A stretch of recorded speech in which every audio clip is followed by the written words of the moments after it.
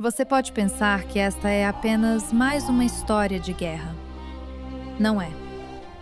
Este mundo começou a mudar no instante em que algo invisível foi rompido. E desde então, ninguém viveu fora das consequências.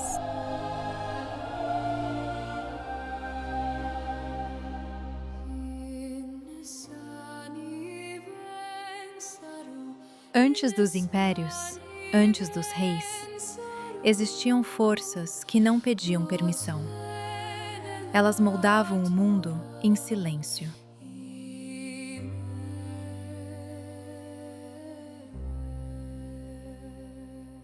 O que são esses seres que chamamos de deuses? Seu poder está muito além de qualquer conceito de magia. São tão antigos como o próprio mundo e aparentemente imortais. Qual será a sua origem? Mais importante ainda, quais são seus objetivos? Se pesquisarmos os meandros da história, uma conclusão se impõe. São eles os artífices da guerra que corrói o mundo.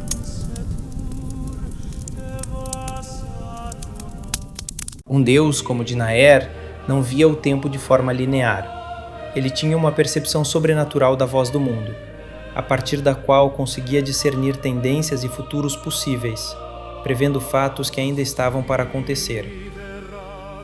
Embora não fosse absoluta, essa capacidade sobrenatural fazia com que poucos acontecimentos relevantes escapassem da percepção dos imortais. Dinaer, em seu sonho, reflete sobre a natureza do conflito que preenche a história humana, tomando diferentes formas. Sua visão insinua que o conflito entre humanos é apenas uma expressão da própria essência universal, que cria a partir da contraposição de opostos, como o abismo e o céu.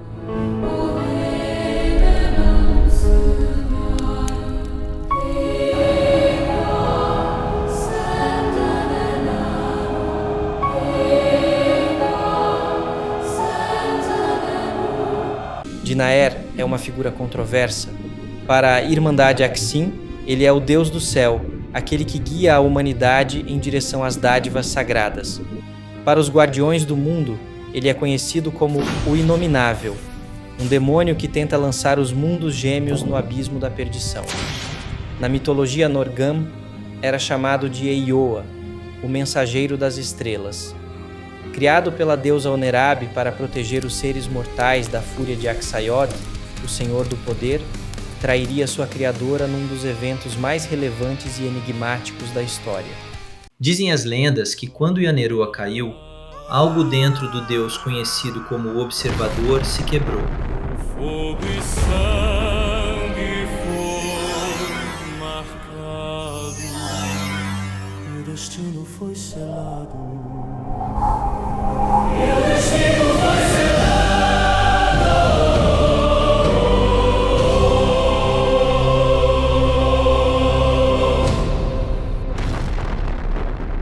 A chama eterna não ilumina, ela consome. Ela arde no coração dos fiéis do Deus Nakikar, clamando por glória e vingança.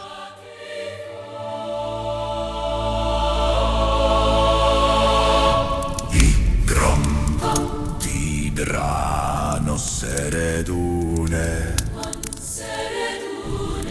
Van Seredune, Sondi endene vanitsonteros, Sonni dendene vanitsontelo.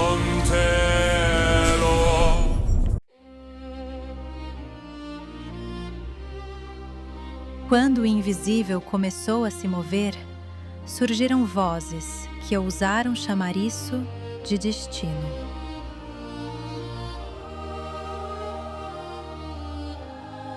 Os pergaminhos de Dinaer falam de um tempo de decadência, quando dos velhos impérios só restarem escombros. Nessa época nascerá o Alorain, a chave do mundo destinado a conceder dádivas sagradas.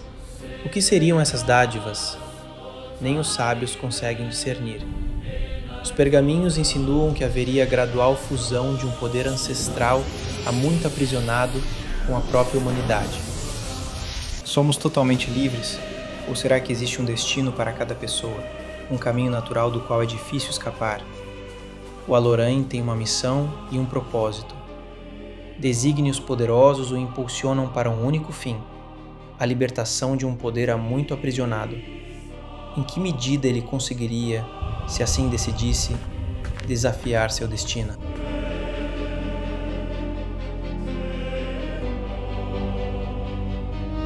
O reino de Onerabia foi fundado em homenagem à deusa Onerab, a Senhora do Destino. Consta que Sigorath era especialmente devoto da deusa. Quando do cataclismo de Anizai, foi ele quem profetizou que o destino dos Norgan não era perecer, mas sim persistir diante de terríveis adversidades, até que um dia, no futuro distante, um membro de sua tribo redimiria o povo Norgan. Quando o povo Silai chegou ao sul da Terra das Sombras, ela se encontrava dominada por portador do artefato místico conhecido como o Olho de Cryon. Consta que Olho havia sido um presente dos deuses obscuros durante a Grande Decadência. O portador seria um instrumento desses deuses na guerra que levou ao ocaso do Antigo Império.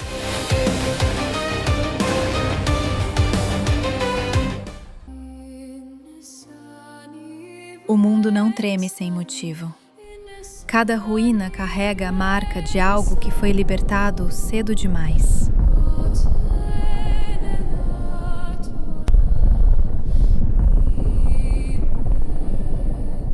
Segundo os arquivos do Quinto Portal da Terra do Vento, o domínio do plano astral era fator preponderante do poder dos magos de outrora. Graças a esses conhecimentos, conseguiam alcançar habilidades prodigiosas, como estender a própria vida por centenas de anos ou causar distorção do metaespaço, capaz de destruir exércitos inteiros.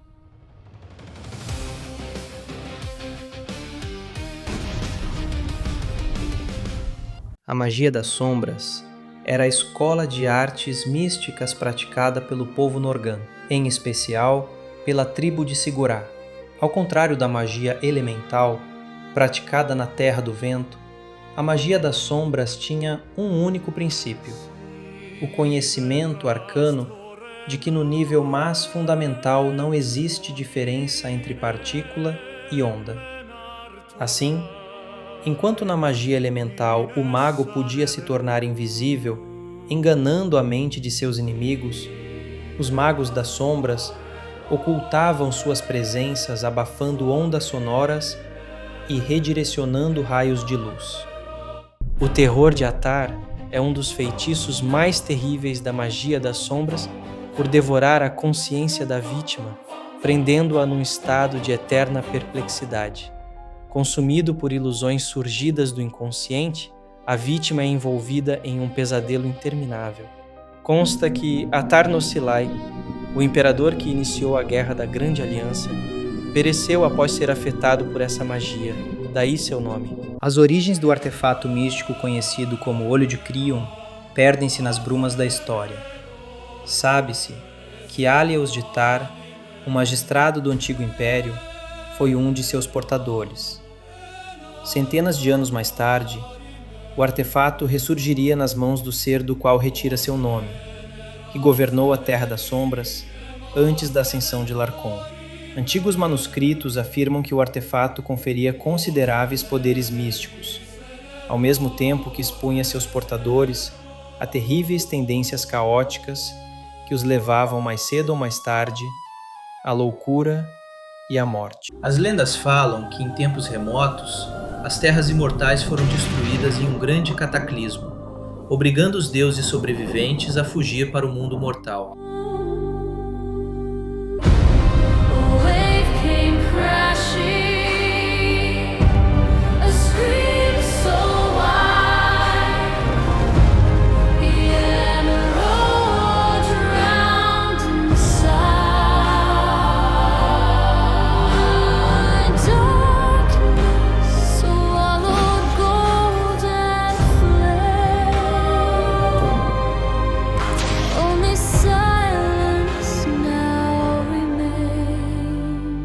A Ordem de Arquimagos, conhecida como os Neonaim, possuía duas sedes principais. Uma se localizava no continente Verade, mais precisamente na cidade de Asságria, capital da terra de Alaran. outra se localizava numa área remota, no norte do mundo. Nessa última fortaleza, teriam sido realizados terríveis experimentos que causaram o cataclismo responsável pela destruição do continente de Anizai.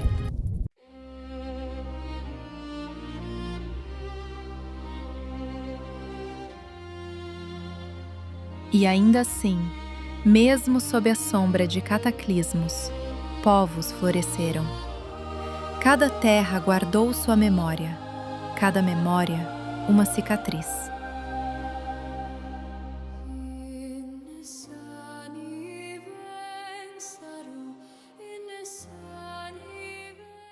O Império das Sombras era formado por dois povos de origens totalmente diferentes.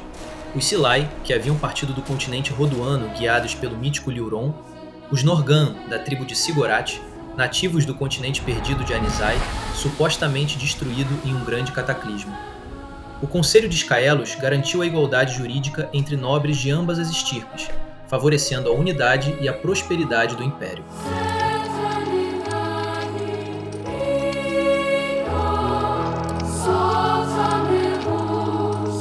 Nos primórdios do Império das Sombras, o povo Silai ainda estava dividido entre diferentes tribos. As duas principais eram os Tairons, que haviam recém-adotado a nova religião do Deus da Chama Eterna, e os Dicarianos, que supostamente tinham sob seu domínio os arquivos da ancestral biblioteca de Rodoan, que continha arcanos segredos de tempos perdidos. Uma grande ilha no sul do mundo, com longos e frios invernos e verões curtos, cercada pelo mar de Siggorath e pelo mar de gelo. No seu centro está a inexpugnável cadeia de montanhas Taifanor, em que flamejam vulcões.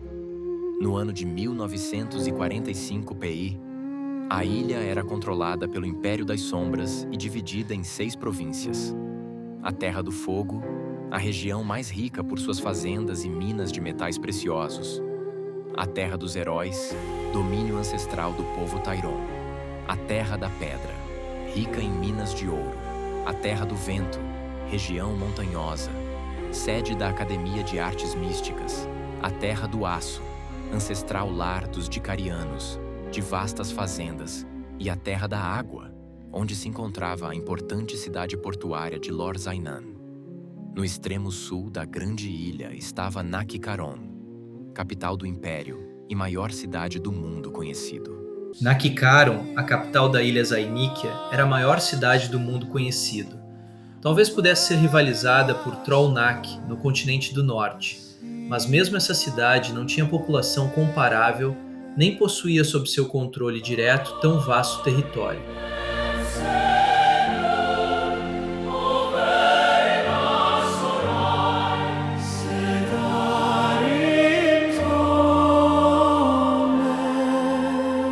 Liuron era um magistrado imperial, que viveu na época da Grande Decadência.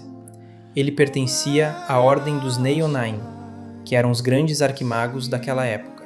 Recebeu de seus mestres a missão de defender a antiga capital do continente rodoano e os arquivos lá localizados, que continham segredos arcanos de tempos quase esquecidos.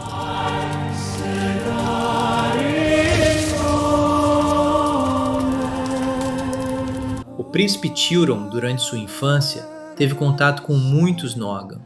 Entre eles estava a jovem Liandra de Nemaelos, uma nobre de Onerabian, que era refém de seu pai. Ambos tinham então 10 anos de idade e se tornaram amigos.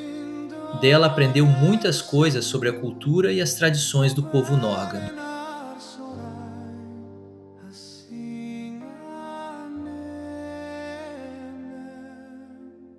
Sironiel Gonaron teve sua vida devastada durante o saque de Algar. Vendido como escravo ainda criança, teria muitos anos mais tarde uma chance de libertação.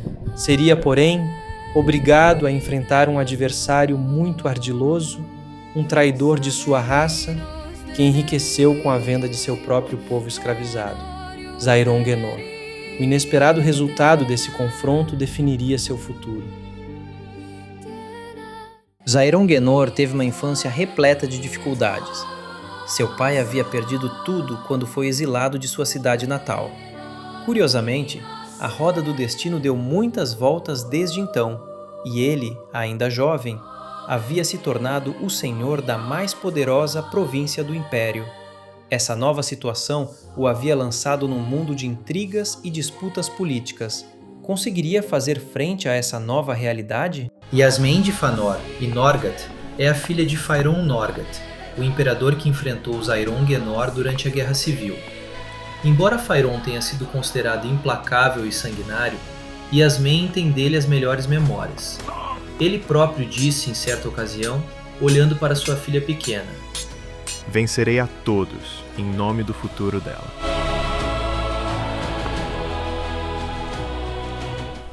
Aenires de Nemaelos, a mais prodigiosa praticante das artes místicas em gerações, seria conhecida por diferentes nomes durante sua longa vida.